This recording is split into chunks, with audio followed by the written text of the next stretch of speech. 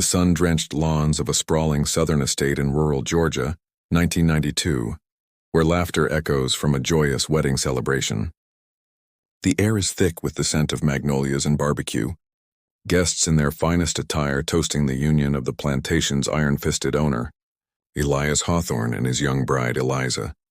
But beneath the festive canopy, in the heart of the kitchen, a shadow moves with deliberate silence.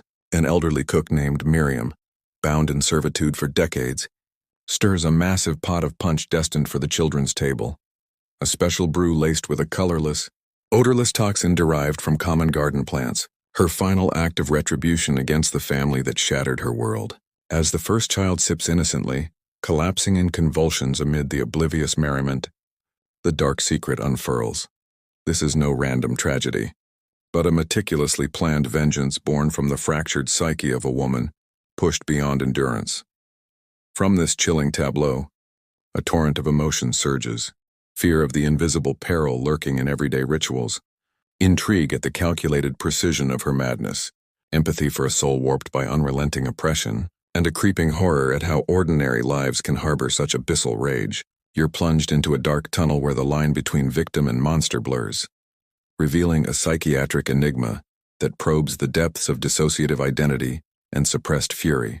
What hidden trauma from Miriam's past ignited this explosive retaliation? How did years of psychological torment forge a mind capable of such cold collective punishment? And the most unsettling question: could the seeds of such revenge lie dormant in any of us, waiting for the breaking point?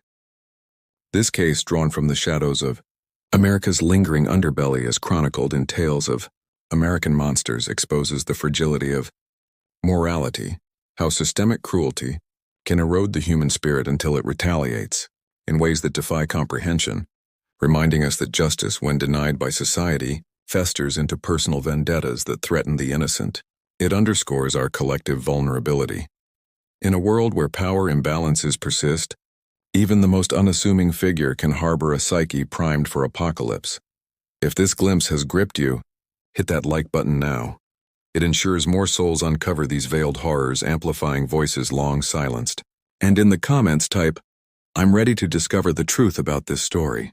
By doing so, you're not just engaging, you're forging a bond with fellow seekers, joining a community that confronts the unspeakable, piecing together the psyche's darkest puzzles. You're brave for stepping into this abyss. Congratulations on committing to the pursuit of truths others flee. Prepare yourself, because what comes next contains a key revelation that will forever change the way you see the human mind.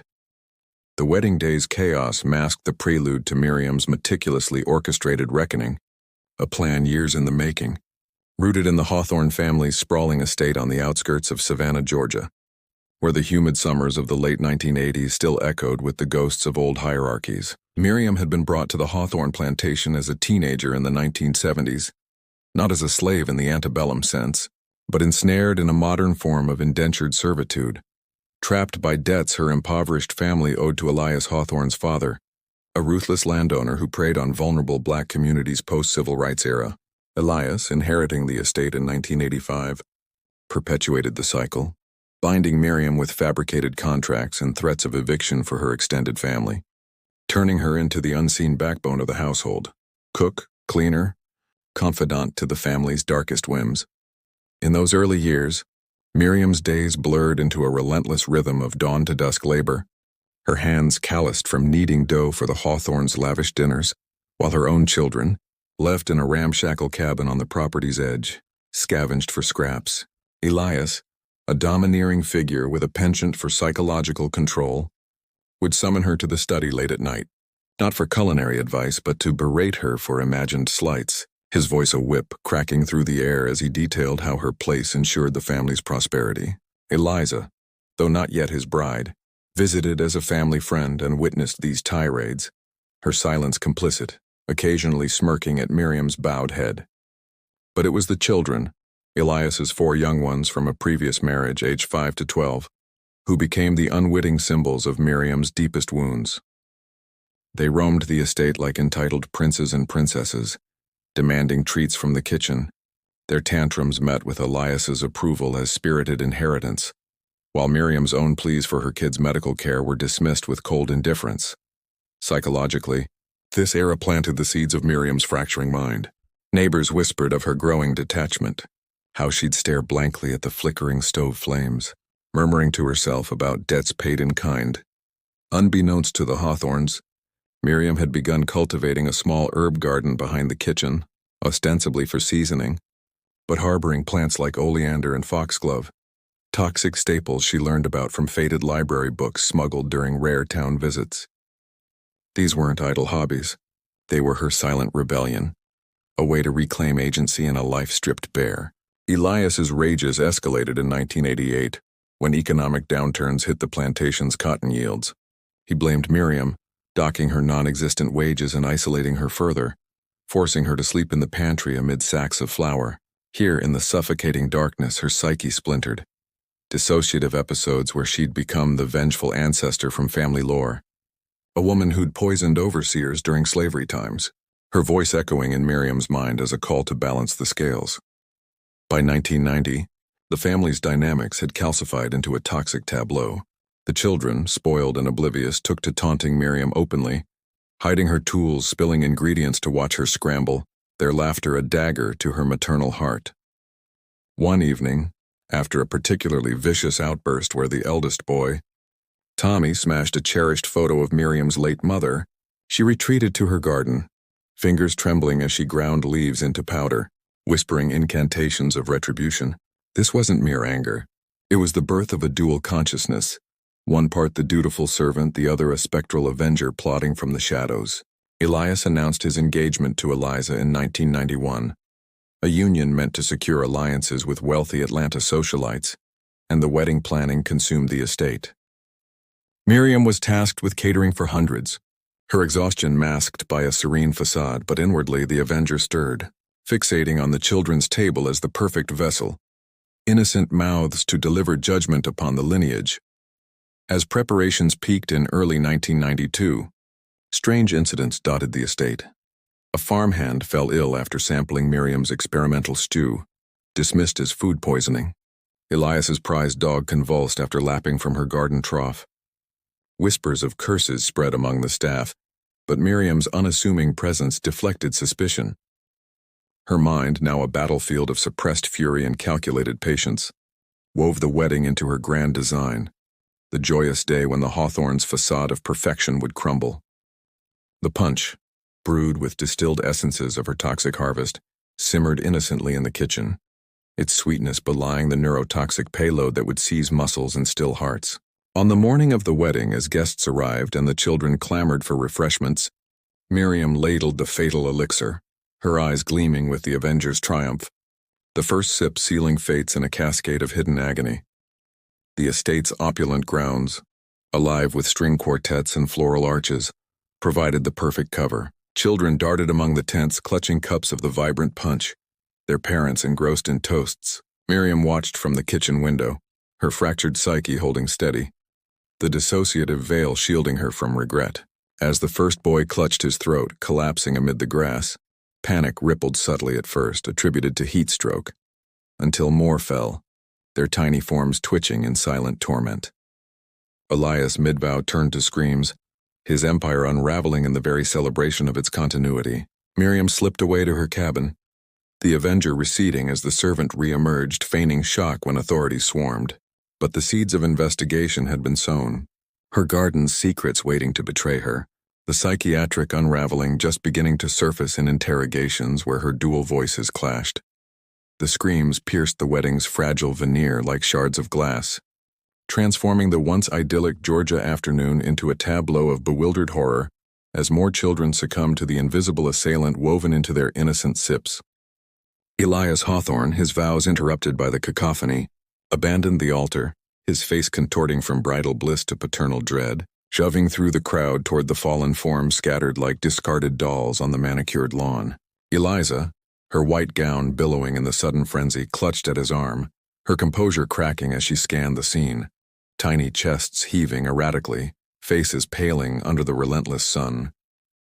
Guests milled in confusion, some kneeling to offer aid, others retreating in instinctive fear, while the string quartet's melody faltered into silence, replaced by urgent calls for ambulances that would arrive too late for many. In the midst of this unraveling, Miriam retreated to her modest cabin at the estate's periphery, her steps measured and unhurried, the dissociative barrier in her mind holding firm as the Avenger persona subsided, leaving the obedient servant to process the fallout. She busied herself with mundane tasks, wiping counters, folding linens as sirens wailed in the distance. Her external calm a stark contrast to the internal storm where fragments of guilt flickered like distant lightning. Back at the main house, paramedics swarmed, their assessments grim. 7 children affected, symptoms pointing to acute neurotoxic exposure, seizures, respiratory distress, a rapid descent into unconsciousness that baffled initial responders.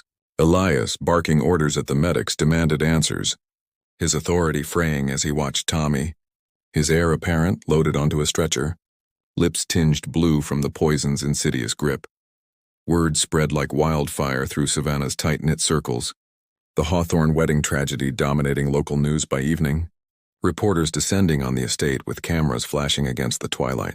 Authorities cordoned off the grounds, their initial theory leaning toward accidental contamination, perhaps tainted water or spoiled food, dismissive of foul play in such an affluent setting. But as detectives from the Georgia Bureau of Investigation arrived, led by a seasoned investigator named Harlan Reed, subtle anomalies emerged. Reed, a man hardened by years of rural enigmas, noted the selective targeting. Only the children's punch bowl showed traces of anomaly in preliminary tests, while adult beverages remained pristine. Whispers from staff hinted at Miriam's herb garden, a secluded patch where exotic plants thrived under her meticulous care. Plants not native to the region but imported through clandestine channels she accessed during infrequent supply runs. Miriam's first encounter with the law came that night, as Reed knocked on her cabin door, his flashlight beam cutting through the humid darkness. She answered with feigned surprise, her voice steady as she recounted her day's labors, omitting the deliberate alchemy in the kitchen.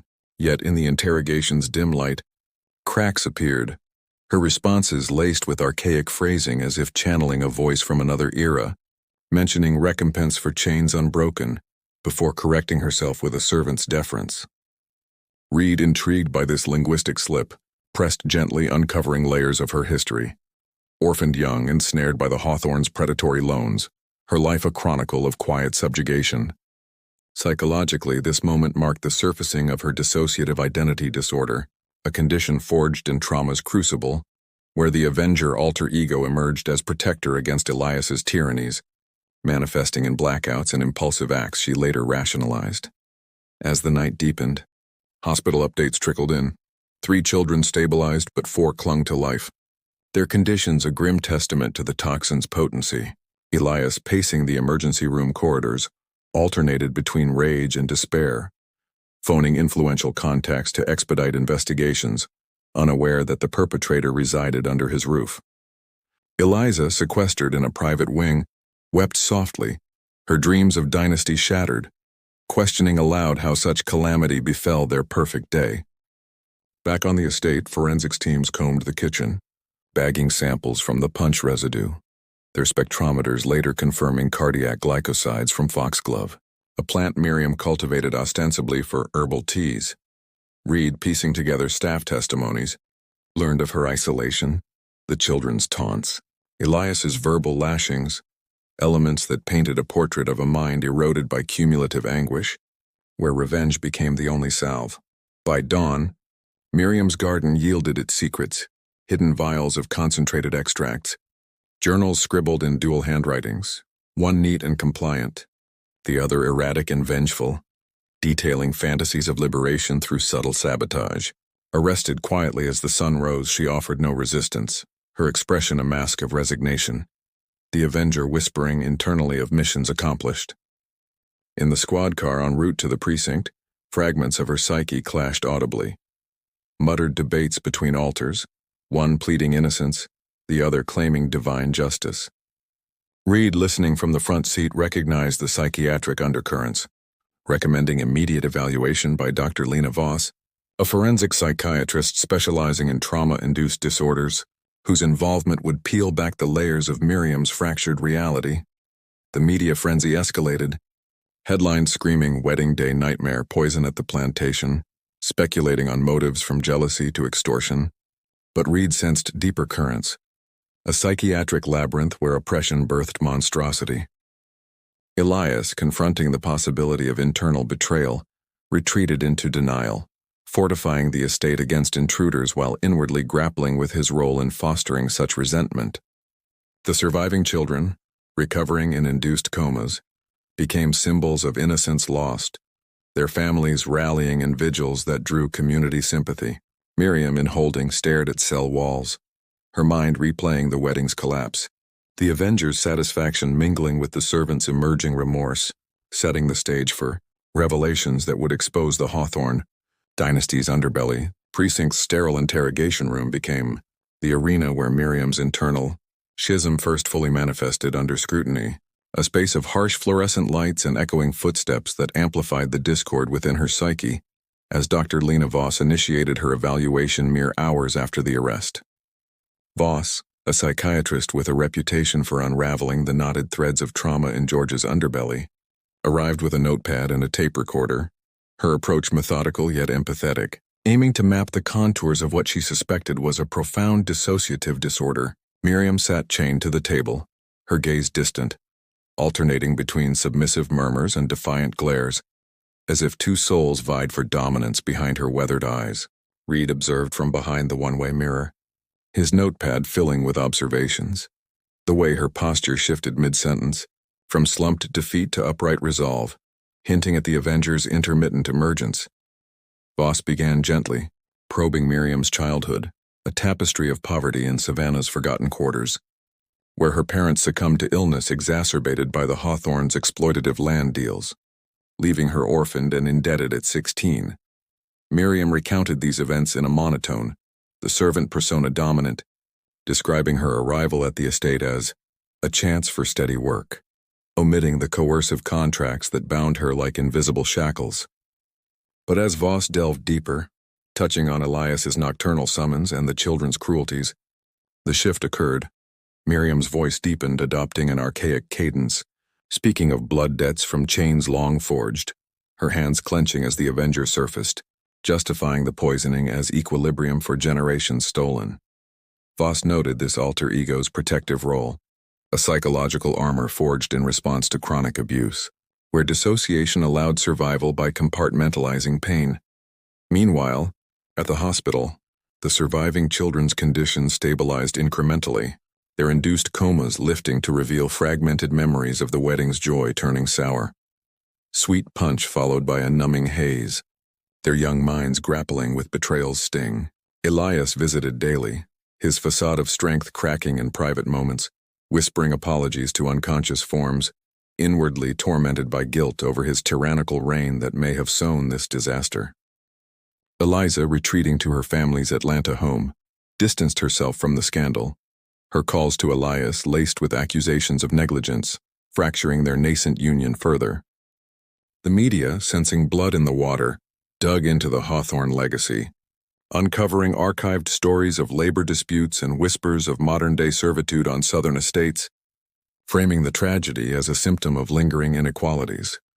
Back in the evaluation, Voss employed projective tests, ink blots and thematic cards to elicit Miriam's subconscious narratives. One card depicting a family gathering evoked a torrent. The Avenger altar described poisoning as a feast of reckoning, where the children's innocence was collateral in a war against patriarchal lineage, while the servant altar interjected with remorseful sobs, mourning the little ones caught in the storm. This duality, Voss theorized, stemmed from unresolved grief over Miriam's own children, two of whom had perished young from untreated ailments while she toiled for the Hawthorns, their deaths attributed to neglect, but rooted in Elias's refusal of aid. The psychiatrist's report began taking shape. Dissociative identity disorder exacerbated by post-traumatic stress, where the Avenger emerged as a hyper-vigilant guardian, channeling ancestral rage from family tales of antebellum resistance. As days blurred into a week, legal proceedings loomed with Miriam's public defender, a young attorney named Carla Ruiz, arguing for psychiatric commitment over incarceration, citing Voss's preliminary findings.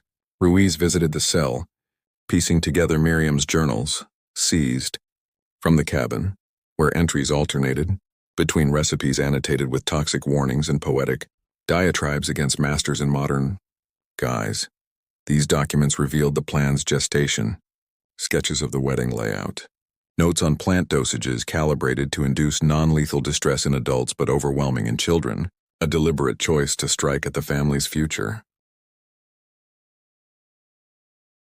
Ruiz, moved by the injustice, began building a defense around coercion and mental incapacity, interviewing former staff who corroborated Elias's abuses, verbal degradations, withheld payments, isolation tactics that eroded Miriam's sanity over decades. The community response polarized Savannah. Vigils for the children drew crowds chanting for justice, while underground support networks among marginalized groups murmured of Miriam as a folk hero, her act a cathartic blow against entrenched power.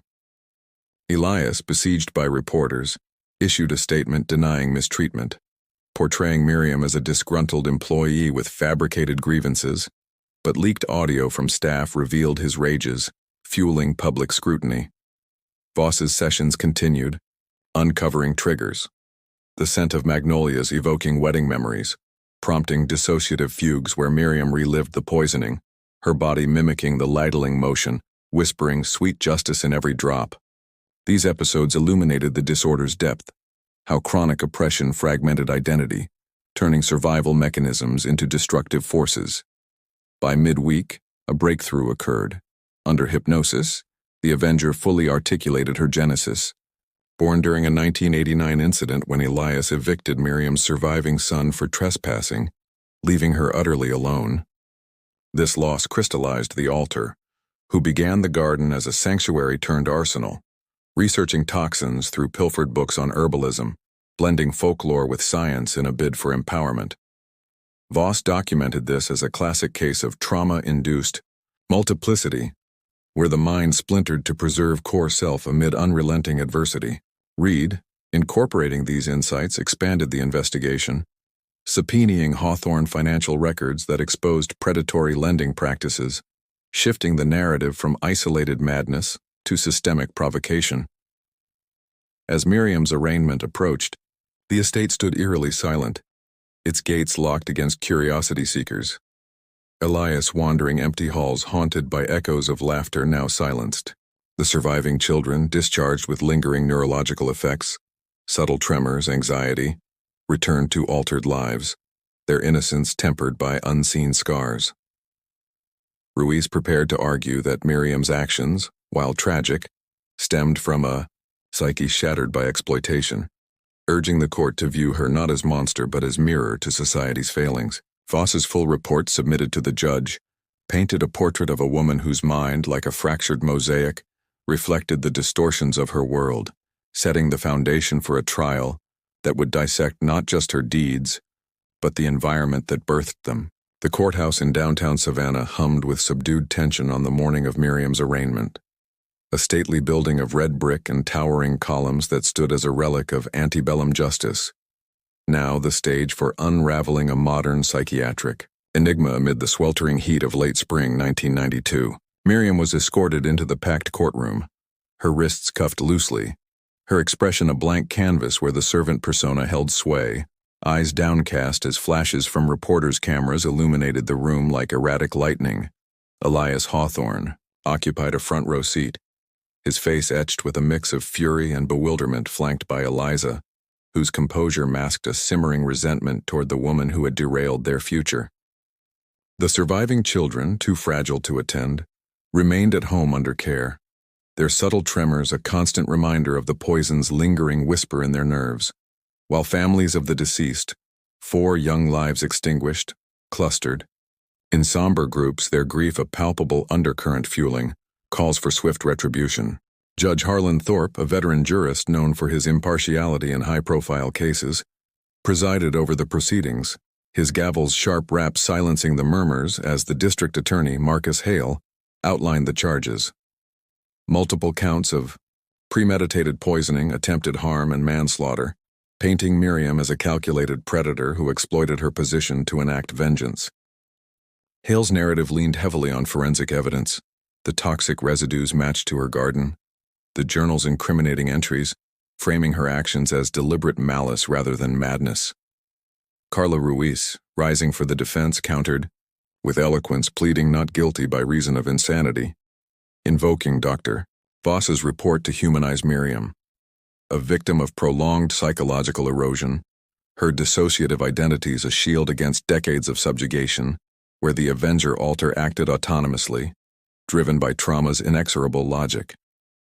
As testimony unfolded, Voss took the stand, her voice steady amid the courtroom's hush, detailing the psychiatric evaluation's findings. Miriam's disorder traced to cumulative stressors, Elias's domineering control, the loss of her children, the estate's isolating grip manifesting in blackouts where the Avenger orchestrated the plan, the servant alter oblivious until aftermath. Voss described hypnosis sessions revealing the alter's worldview, a perceptual lens where the Hawthorne children symbolized perpetuated oppression, their poisoning a symbolic severing of the lineage's chain, not hatred for the innocents but a distorted bid for equilibrium. The psychiatrist emphasized environmental triggers, how Elias's wedding announcement catalyzed the crisis, amplifying suppressed rage into action, her testimony weaving a narrative of a mind fractured by societal neglect, where dissociation became both refuge and weapon. Elias, called as a witness, testified under oath, his responses clipped and defensive, denying any mistreatment and portraying Miriam as a beneficiary of his generosity, her role essential yet voluntary. But cross-examination by Ruiz exposed fissures. Leaked staff affidavits recounted his tirades, the evictions, the withheld aid, painting him as architect of her torment. Elias faltered, his authority crumbling as the courtroom absorbed the revelations, whispers rippling through spectators about the Hawthorne dynasty's tarnished underbelly. Eliza followed, her account laced with regret, admitting to witnessing Miriam's degradations but dismissing them as household discipline, her words inadvertently underscoring the complicity that fueled Miriam's isolation. The media, scribbling furiously, amplified these moments, headlines evolving from sensational tragedy to probing exposés on lingering Southern inequalities.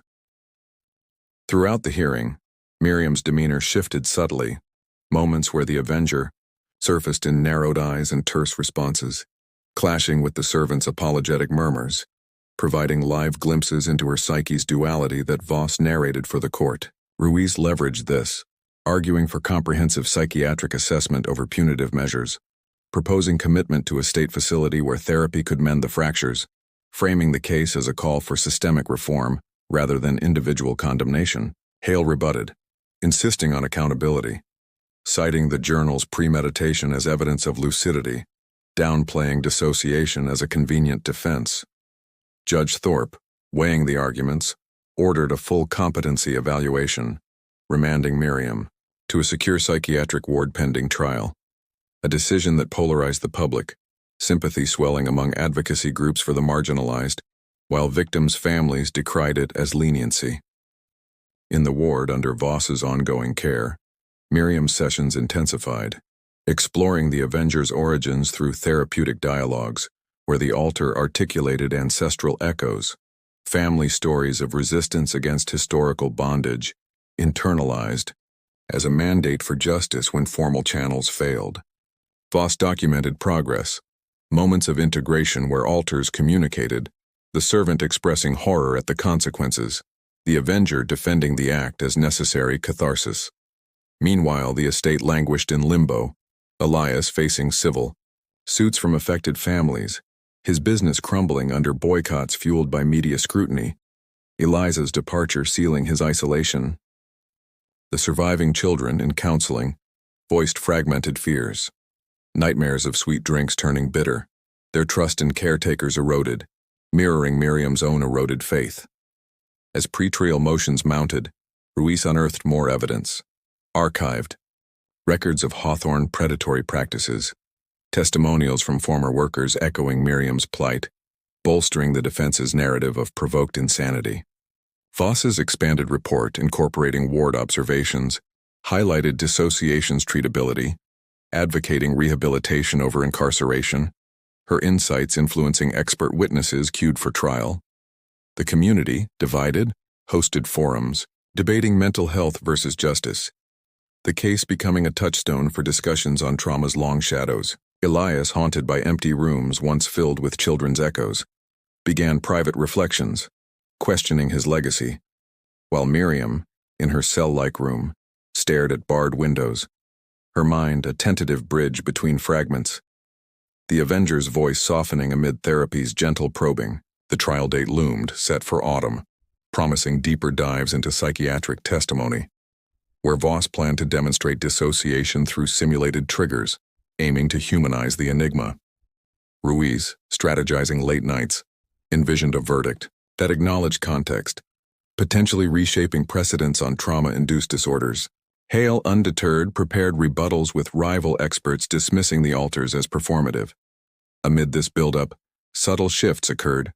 Miriam's journal entries in the ward evolved from vengeful prose to introspective musings, hinting at healing's possibility, while external pressures mounted, advocacy groups rallying for her cause, transforming the personal tragedy into a broader reckoning with hidden oppressions. Autumn's crisp air carried a sense of inevitability to the Savannah courthouse. As the trial of Miriam commenced in October 1992, the building's grand columns casting long shadows over assembled crowds, reporters jostling for positions, advocates waving signs demanding justice for the vulnerable, and bereaved families clutching photos of lost children, their eyes hollow with unresolved sorrow. The courtroom, packed to capacity, buzzed with anticipation as Judge Thorpe called the proceedings to order, his voice a steady anchor amid the emotional turbulence.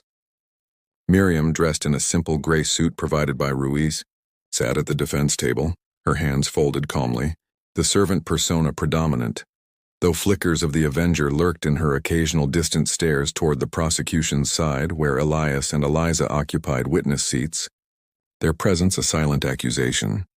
District Attorney Hale opened with a compelling narrative, portraying Miriam as a vengeful architect of chaos, her actions premeditated and unforgivable, the poisoning a calculated strike at innocence to punish perceived slights. He paraded evidence, the toxic garden extracts, the journal's cryptic entries blending herbal lore with retributive poetry, and toxicology reports confirming the glycoside's role in the children's distress. Symptoms meticulously calibrated, Hale argued, to evade immediate detection amid the wedding's distractions. Witnesses from the estate staff testified first, their accounts painting Miriam as reclusive yet efficient, one recounting odd mutterings about ancestral debts overheard in the kitchen, another describing the herb garden's expansion in the months preceding the event.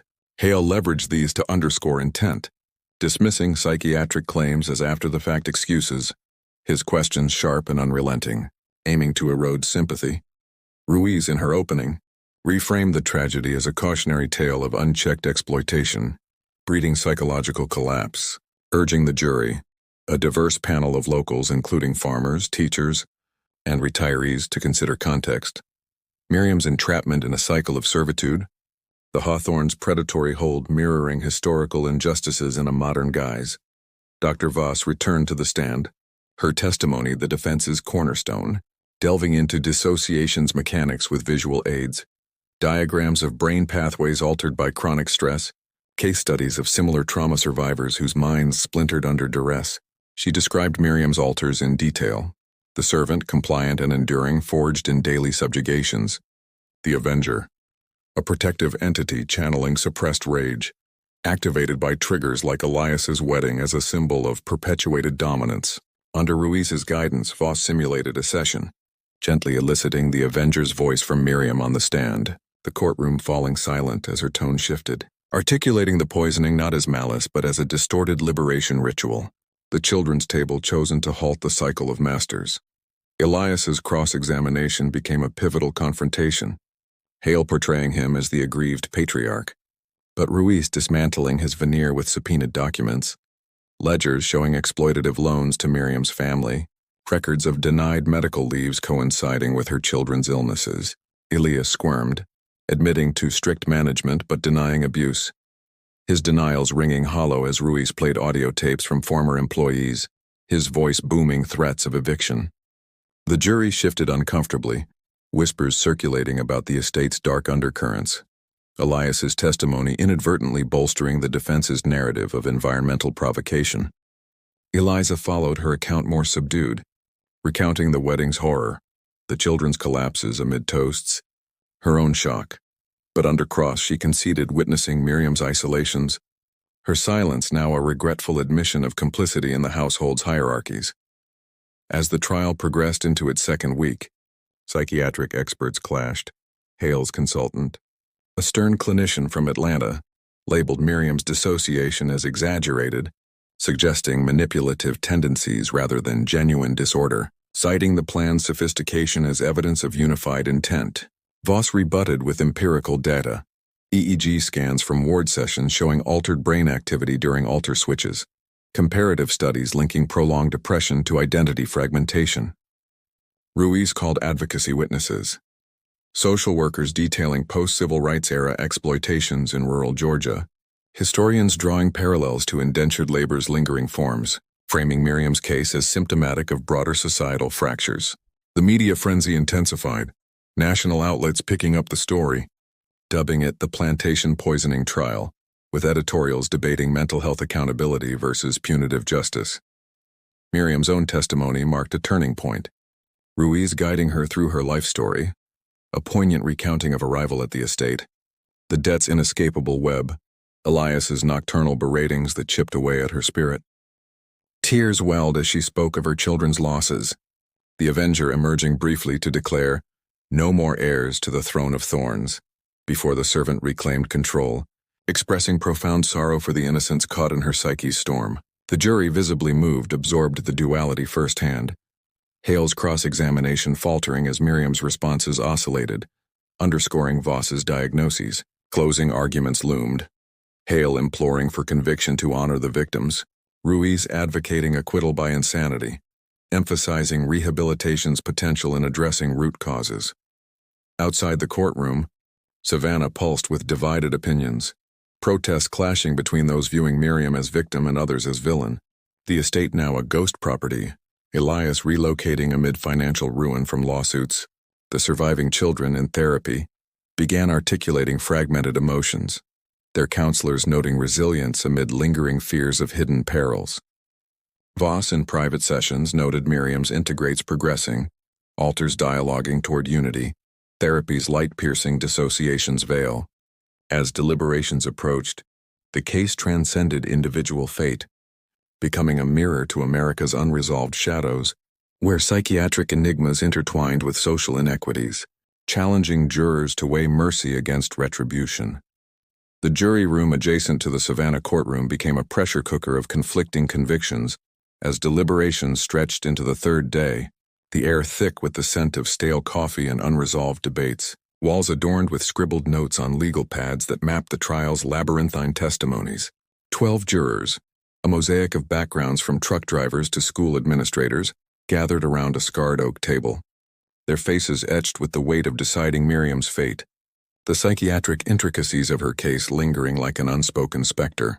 Foreman Rita Lang, a retired nurse familiar with mental health's nuances, initiated discussions, polling initial votes, 7 for conviction on lesser charges, acknowledging intent but mitigating with insanity, 4 for full acquittal by reason of mental defect, 1 holdout insisting on premeditated guilt. Unmoved by Voss's dissections of dissociation, arguments ebbed and flowed, voices rising in passionate exchanges. One juror, a black mechanic named Darrell, drew parallels to his own family's post-segregation struggles, arguing Miriam's entrapment mirrored systemic binds, her Avenger alter a manifestation of collective trauma rather than isolated evil. He recounted Voss's testimony on brain scans, how chronic stress rewired neural pathways, turning survival instincts into fragmented identities that acted beyond conscious control. Opposing him, a white accountant named Evelyn, fixated on the children's suffering, their lingering neurological echoes, subtle hesitations in speech, phantom pains. Insisting accountability demanded recognition of the plan's meticulous nature, journals as proof of a mind capable of orchestration despite fractures. Rita mediated, replaying key excerpts from the trial tapes, Miriam's on-stand shift, the Avenger's archaic justifications clashing with the servant's remorse, illustrating the psyche's civil war. As hours ticked by, personal stories surfaced, humanizing the abstract. Daryl shared anecdotes of workplace degradations echoing Elias's tactics, evoking empathy. Evelyn confessed childhood losses, her stance softening as she grappled with trauma's transformative power. The room's isolation amplified introspection. Jurors poring over exhibits, garden photos with labeled toxic plants, ward session transcripts where alters negotiated peace, Elias's ledgers exposing exploitative webs. A pivotal moment arose when Rita proposed role-playing Voss's simulations. One juror embodying the servant's compliance, another, the Avenger's defiance. The exercise revealing dissociation's authenticity, how seamlessly the mind compartmentalized to endure. The poisoning emerging as a tragic byproduct rather than core intent. Outside, the courthouse steps teemed with anticipation. Media vans parked like sentinels, reporters interviewing advocates who chanted for reform, framing the verdict as a litmus test for addressing mental health and justice systems. Elias, holed up in a nearby hotel, paced endlessly, his empire in tatters. Business partners fleeing amid scandals.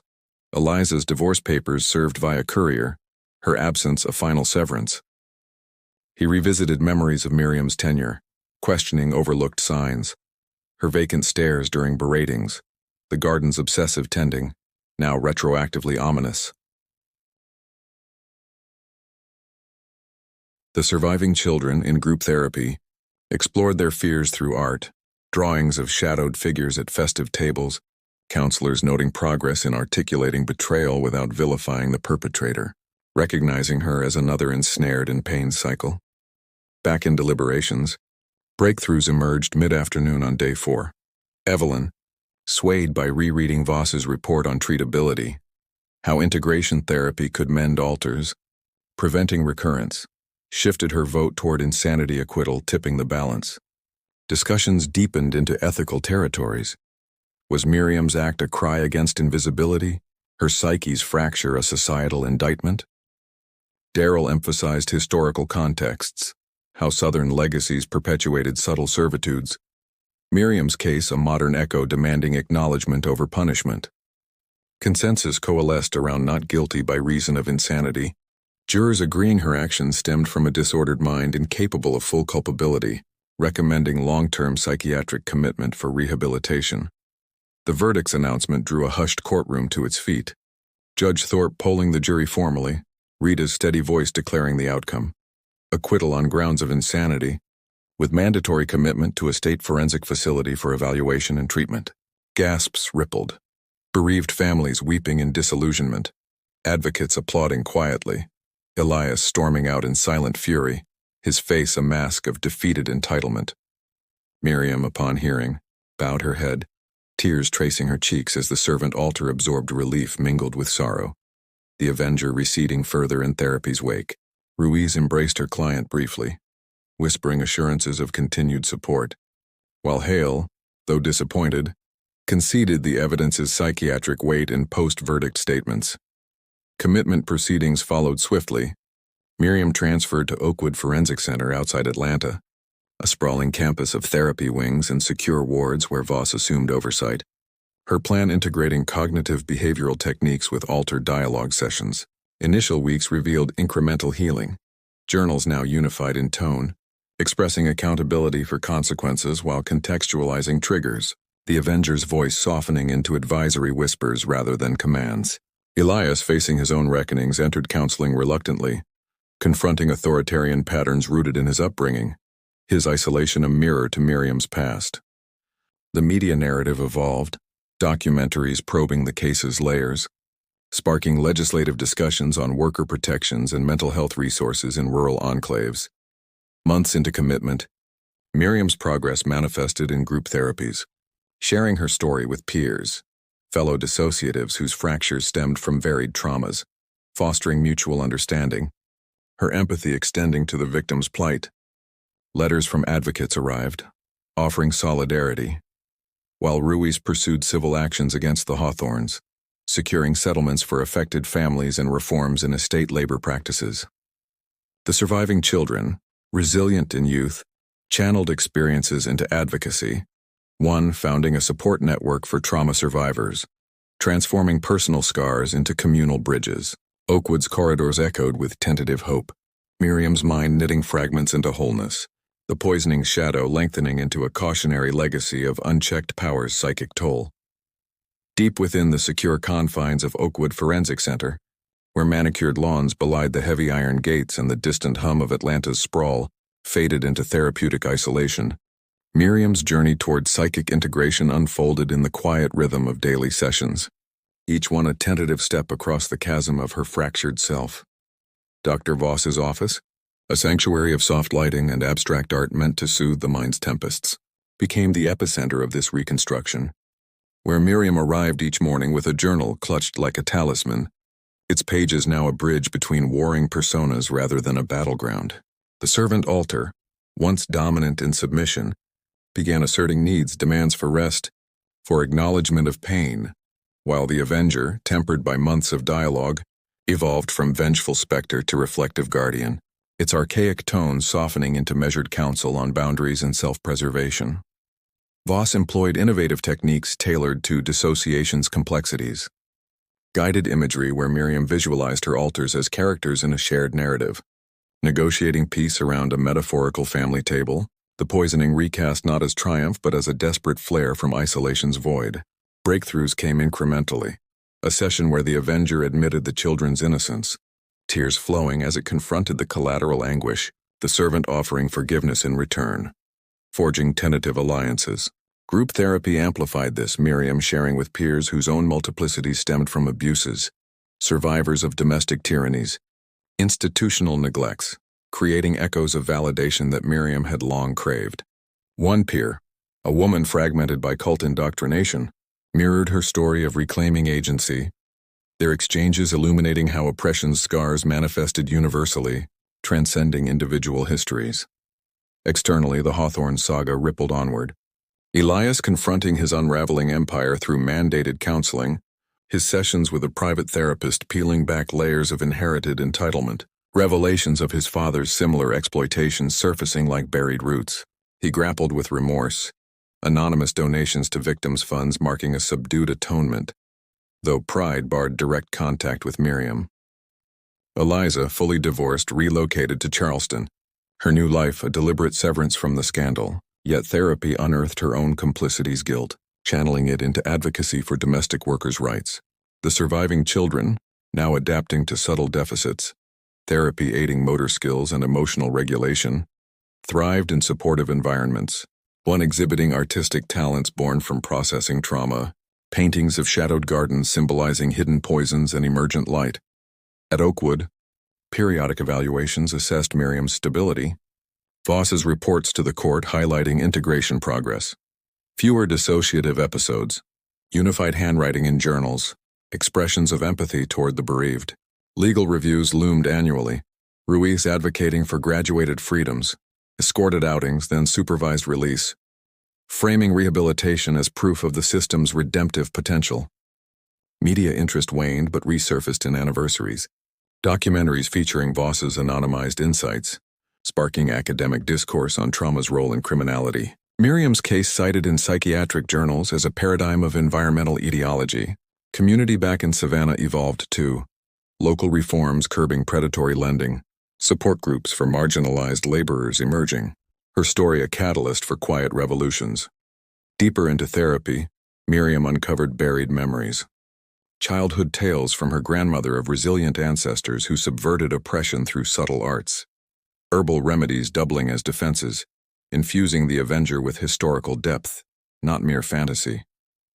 Voss facilitated family reunification efforts, Miriam's distant relatives visiting, their forgiveness a balm that accelerated healing, dialogues revealing shared legacies of endurance. Nightmares persisted, visions of wedding chaos, children's faces morphing into her own lost offspring. But dream work transformed them, the Avenger redirecting fury inward toward self-compassion. Vocational training complemented this, Miriam excelling in horticulture classes, tending non-toxic gardens that symbolized reclaimed nurturing, her knowledge redirected from destruction to sustenance. As years marked the calendar, 1993 bleeding into 1994, board reviews approved conditional status. Miriam transitioning to a halfway house wing, responsibilities growing, mentoring new admits. Her voice a steady anchor in group circles. Elias's path crossed indirectly through philanthropy circles, his foundation addressing rural inequities, a silent nod to the mirror Miriam held. The deceased children's families through grief support, some extended olive branches via letters read in therapy, their words of contextual understanding aiding Miriam's atonement. Though full reconciliation remained elusive, Voss noted in progress notes the psyche's resilience, how integration didn't erase the Avenger but harmonized it, a vigilant aspect ensuring future boundaries. Public perception shifted, Miriam evolving from pariah to symbol in activist lore, her release hearings drawing quiet supporters, the case influencing policy on insanity defenses and trauma-informed justice. In solitary reflections, Miriam penned letters never sent, to Elias apologizing yet holding him accountable, to the children, wishing healing, cathartic releases that solidified her core self. Oakwood's routines fostered normalcy, holiday gatherings, skill-building workshops where laughter mingled with lingering shadows, her presence a testament to redemption's possibility. As conditional freedom neared, Voss prepared discharge plans, emphasizing ongoing outpatient care, community ties, the journey far from over but rooted in wholeness.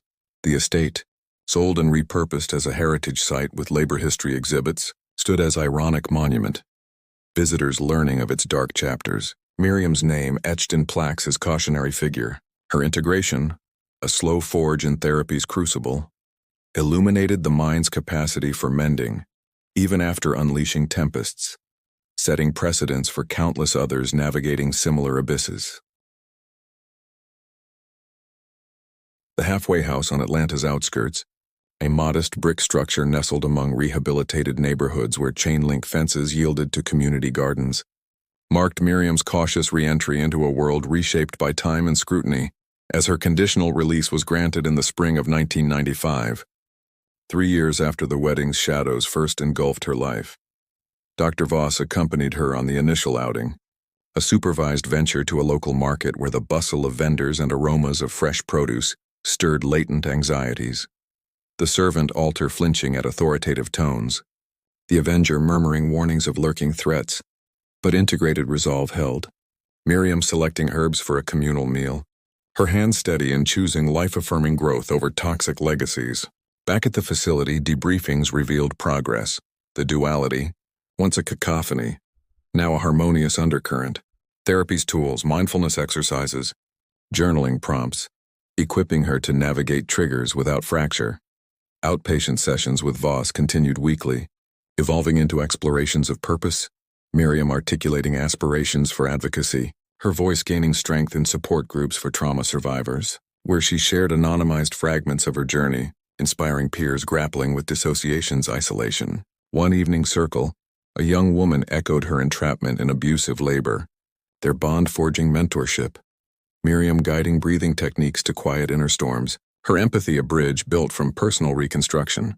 Employment emerged through a nonprofit aiding ex-inmates with horticultural vocations, Miriam tending urban plots cultivating vegetables for food banks, the soil's therapy redirecting her botanical affinity toward communal nourishment. Whispers of the Avenger approving this redemptive alchemy. Savannah's echoes persisted remotely. Elias, transformed by his own therapeutic odyssey, shuttered the estate permanently, converting portions to a foundation headquarters focused on equitable land reforms, his public apologies and interviews acknowledging Miriam's role in his awakening. Though direct contact remained barred by court stipulations, Eliza, remarried and distant, contributed anonymously to mental health initiatives, her growth a quiet parallel.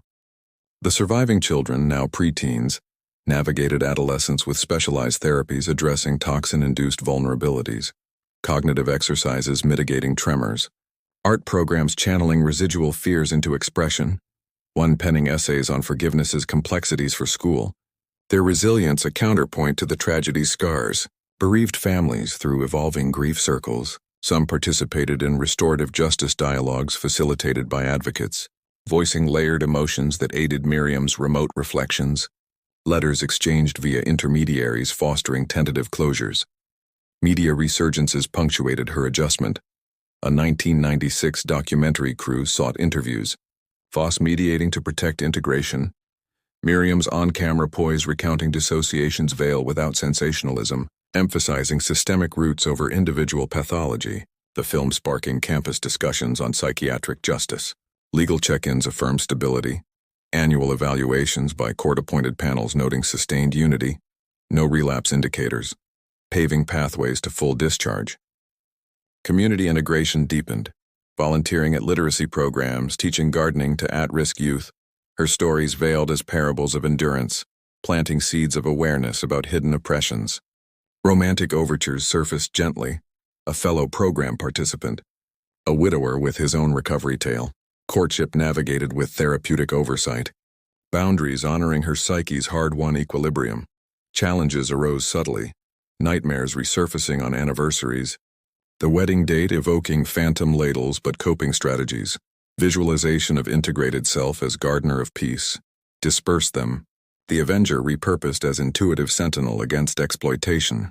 Voss transitioned to bi-monthly sessions celebrating milestones. Miriam's first unsupervised weekend. Hosting a dinner echoing her culinary roots sans peril. Guests from support networks toasting her rebirth. Advocacy amplified. Speaking at conferences on trauma-informed care. Her testimony influencing policies expanding insanity. Acquittals with robust rehab frameworks. Miriam's case a benchmark in psychiatric literature. Cited in texts dissecting environmental stressors' role in identity disorders. By 1997, full parole loomed. Housing secured and a cooperative for rehabilitated individuals. Miriam envisioning a small herbal apothecary focused on wellness teas. Her knowledge sanitized and certified through courses. Family ties strengthened. Nieces and nephews visiting. Bridging generational gaps with tales of ancestral resilience. Her role shifting from shadowed figure to elder wisdom bearer. Elias's foundation indirectly intersected when it funded a community center, where Miriam led workshops. An unwitting full circle. His board unaware of the instructor's identity. Fate's irony underscoring redemption's interconnected webs. The children maturing, one pursuing psychology inspired by the ordeal. Their paths diverging yet linked in collective memory. Public legacy crystallized in academic circles. Theses exploring her as archetype of suppressed fury's eruption.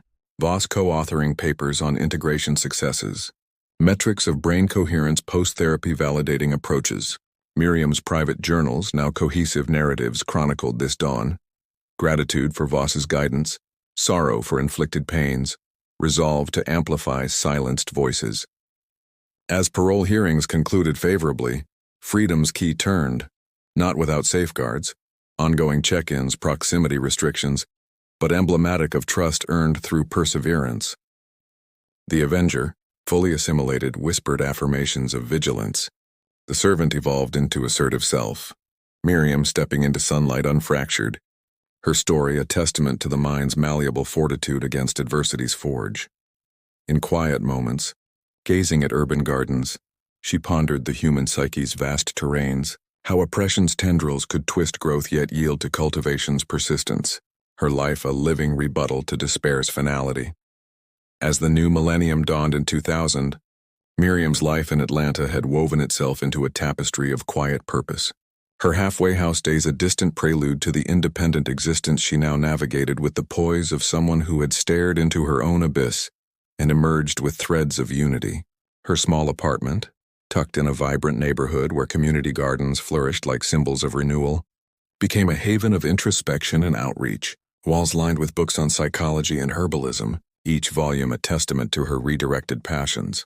Outpatient therapy with Dr. Voss, now monthly check-ins via phone as distance grew with Voss's relocation. Focused on maintenance, strategies to honor the integrated Avenger's wisdom without letting shadows dominate, mindfulness practices that grounded her in the present, away from the estate's haunting echoes.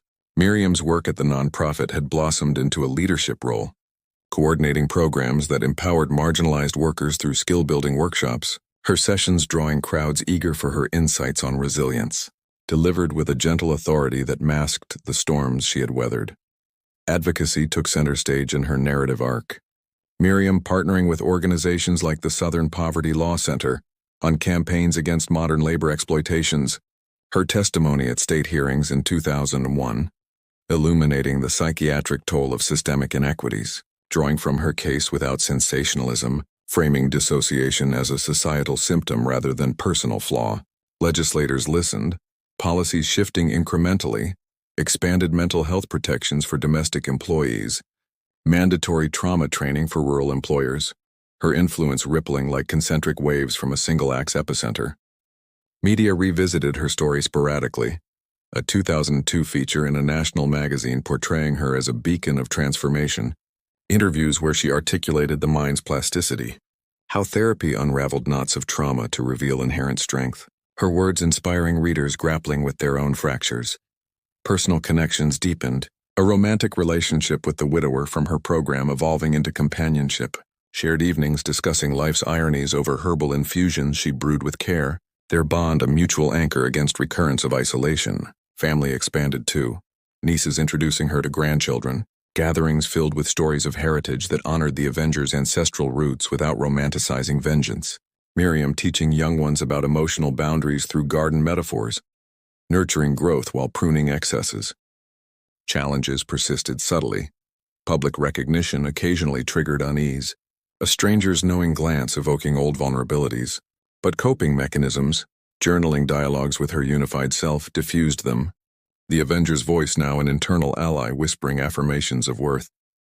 Elias Hawthorne's path, parallel yet distant, culminated in a memoir published in 2003, Shadows of Inheritance, where he dissected his role in the tragedy without naming Miriam directly, confessing to blind perpetuation of familial patterns, his proceeds funding scholarships for underprivileged youth in Savannah.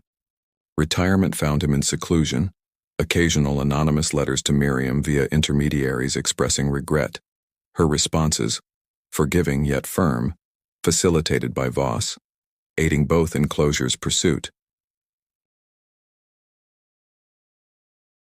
Eliza, established in her new life, authored articles on relational dynamics, subtly referencing the wedding's lessons in complicity, her work intersecting advocacy circles where Miriam's name was spoken with respect.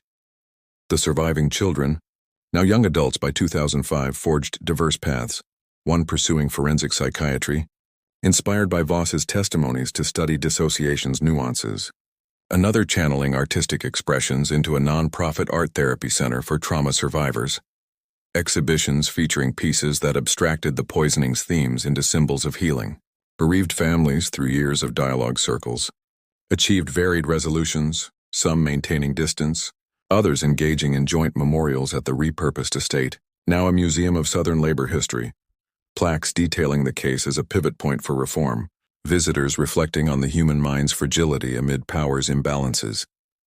Miriam's own reflections, captured in a self-published booklet distributed at workshops, explored the psychiatric journey's universality, how oppression's weight could splinter identities, yet integration offered not erasure but synthesis. The Avenger's fire tempered into illuminating light. Anniversaries brought contemplative rituals, visits to serene parks, meditations on loss and growth. Her psyche's equilibrium a hard-won constant. Occasional dreams of the estate resolving not in chaos but reconciliation. Community acclaim grew. Awards from mental health associations in 2007 honoring her as advocate. Speeches where she emphasized prevention, early interventions for trauma, equitable systems to avert psychic breaks. By the late 2000s, Miriam's influence extended nationally, consulting on similar cases, her expertise sought by legal teams navigating insanity defenses, Voss collaborating on co-authored papers that advanced dissociation research, integrating neuroimaging with narrative therapy, personal fulfillment manifested in mentorships, guiding individuals through recovery, her apartment a revolving door for those seeking counsel, stories exchanged over tea fostering networks of support.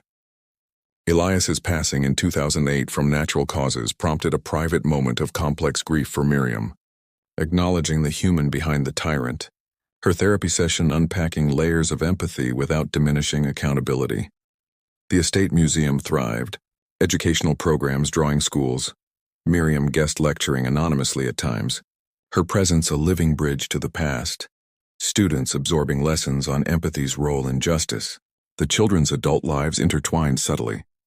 One collaborating on a documentary revisiting the trial, including Miriam's perspective, the film premiering to critical acclaim in 2010. sparking renewed dialogues on psychiatric ethics. Miriam's health, monitored vigilantly, remained robust, her garden balcony a microcosm of balance. Plants chosen for harmony, no echoes of toxicity.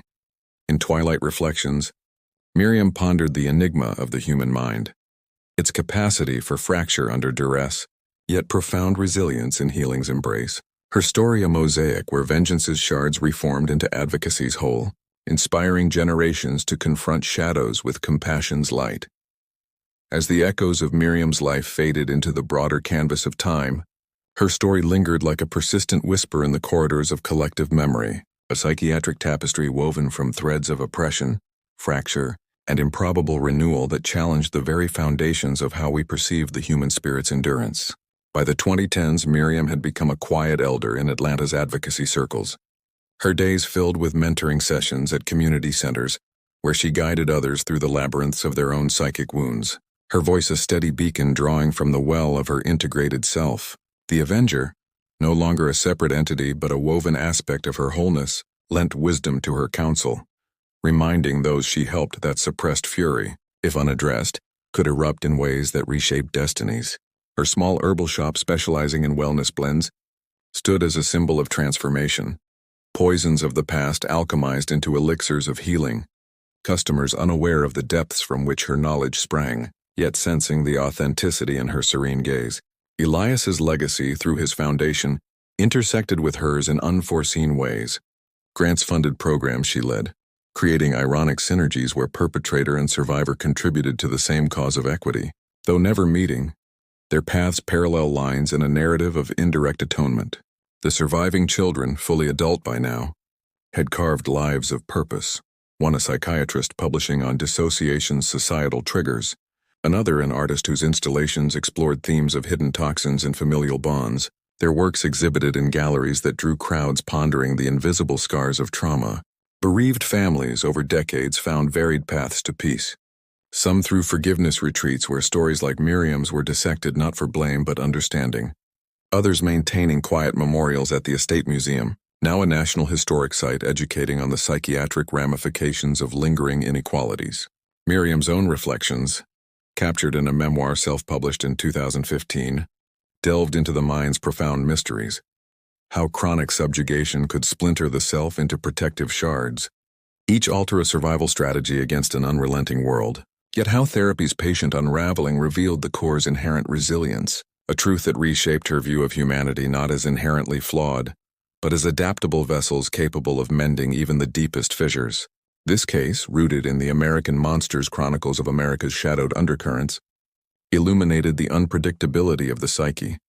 How a single act born from decades of silent endurance could cascade into revelations that forced society to confront its complicity in fostering such fractures, reminding us that the human mind, when pushed to extremities, might forge monsters from victims, but also held the potential for profound rebirth. In this final weave of the narrative, the psychiatric enigma of Miriam's dissociative world stands as a haunting mirror. What unseen pressures in our own lives might awaken dormant Avengers? And how might we preempt such awakenings through empathy and reform? Her journey underscores the fragility of identity, how external cruelties can erode the self until it retaliates in distorted bids for justice, yet also highlights the redemptive power of understanding, where integration turns chaos into clarity, vengeance into advocacy. As the millennium progressed, Miriam's influence permeated academic and public spheres. Conferences cited her case in panels on trauma-informed justice, her anonymous contributions to policy briefs advocating for mental health screenings in exploitative work environments, ensuring her story's ripples extended beyond personal healing to systemic change. The estate, fully transformed, hosted annual symposia, where experts like Voss's successors dissected similar cases, drawing parallels to contemporary issues of workplace psychological abuse. Miriam occasionally attending incognito, her presence a silent affirmation of progress. Personal milestones marked her later years. Grandchildren from extended family seeking her stories, not of the tragedy but of triumph, her teachings on emotional alchemy passing down like heirlooms. Health challenges arose with age, subtle echoes of past stresses manifesting in contemplative solitude. But community networks, born from her advocacy, provided support, mirroring the bonds she once lacked. Elias's descendants, inheriting the foundation, reached out indirectly through programs, fostering dialogues that bridged divides, their generation unburdened by old hierarchies. The psychiatric community's evolution, spurred by cases like hers, advanced treatments, innovative therapies blending neuroscience with narrative reconstruction, reducing recidivism in trauma-related disorders, Miriam's anonymized data contributing to breakthroughs in integration protocols. Reflecting deeply, one discerns in her saga the human mind's dual nature, as a vessel vulnerable to shattering under injustice's weight, yet capable of refracting light through its mended cracks, illuminating paths for others. This revelation compels us to question our societal structures. How many silent Miriams exist today, their psyches teetering on edges we ignore, and what collective actions might prevent the forging of such tragic reckonings? Her life, from the estate's shadows to advocacy's forefront, exemplifies that while evil seeds can take root in neglect, the mind's garden, tended with compassion, yields blooms of unforeseen beauty. Congratulations. Viewer, you've journeyed to the end of this profound psychiatric odyssey, proving yourself part of an elite cadre of truth seekers who dare to confront the mind's most enigmatic depths, emerging not unscathed, but enriched by the revelations unearthed. Your perseverance marks you as one who embraces the uncomfortable, ready to integrate these insights into your own understanding of the human condition. Now, to seal this connection, head to the comments and share. This story changed my way of seeing the human mind. By typing these words, you signal your place among the most dedicated explorers, helping forge a network of inquisitive souls who unravel the veiled truths others shy from, strengthening our collective pursuit of the inexplicable. Understand the vital role in spreading this video, share it widely, so that more wanderers stumble upon these hidden psychiatric shadows, awakening them to the fragile boundaries of sanity and the lurking potentials within us all. Imagine the web of ignorance as a vast, suffocating fog. Your share becomes a piercing light, drawing others from obscurity into awareness, preventing the unseen fractures that breed such monsters. Subscribe now, lest you remain adrift in a sea of superficial tales, forever haunted by the what-ifs of untold enigmas. Join this exclusive enclave of decoders, where each notification pulls you deeper into the abyss of the strange and sinister, ensuring you're never alone in facing the mind's darkest whispers. Become the guardian of these secrets, part of a fellowship that thrives on deciphering the unfathomable, your subscription a pact with the unknown. Keep your curiosity aflame by diving into our next videos, where more bizarre psychiatric cases await, each one a portal to the disturbing realms that challenge everything you thought you knew. Stay tuned, and let the quest for the enigmatic continue to shape your worldview.